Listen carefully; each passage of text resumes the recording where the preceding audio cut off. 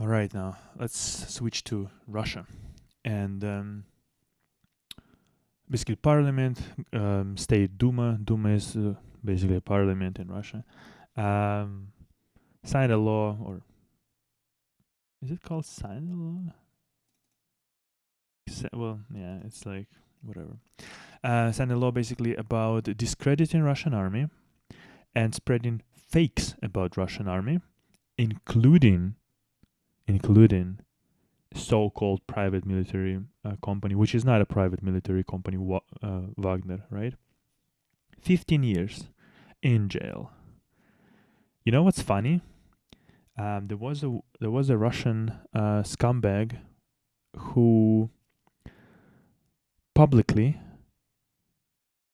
who returned, I think, who returned to Russia, publicly sort of said that he actually killed people. I think maybe it was in Bucha, maybe it was in some other place, and he got jailed not because he killed people in other territory, which is forbidden by the law of Russia, by the way, but because he was spreading so-called fakes about Russian army. I kid you fucking not. I kid you fucking not. I don't know if I had this news somewhere here. I don't know if I had this saved, but I kid you fucking not, it happened. That's insane. I mean, insane just in a in a sense, just like just for you, like just you like realize that the law does not exist. Not in Belarus, not in Russia. The own constitution of those countries, the criminal and administrative codes, they do not exist. Like I mean, they technically exist, but they don't work at all.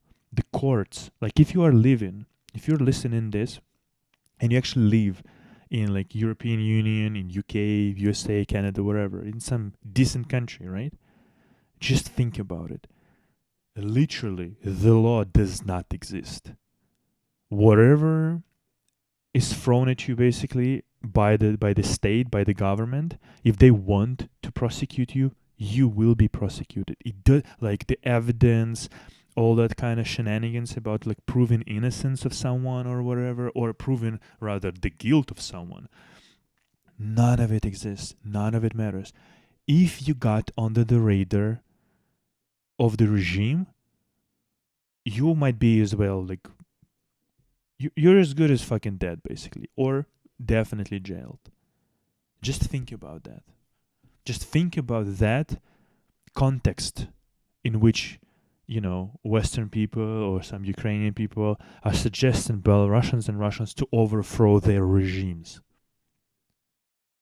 You have one chance basically under those circumstances. Either everyone everywhere all at once, right, rise up, or you're totally fucked.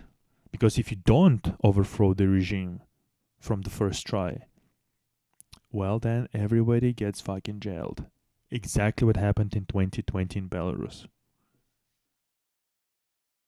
So, yeah, 15 years for spreading so called fakes, which are not fakes, which are just correct and actually factually correct information.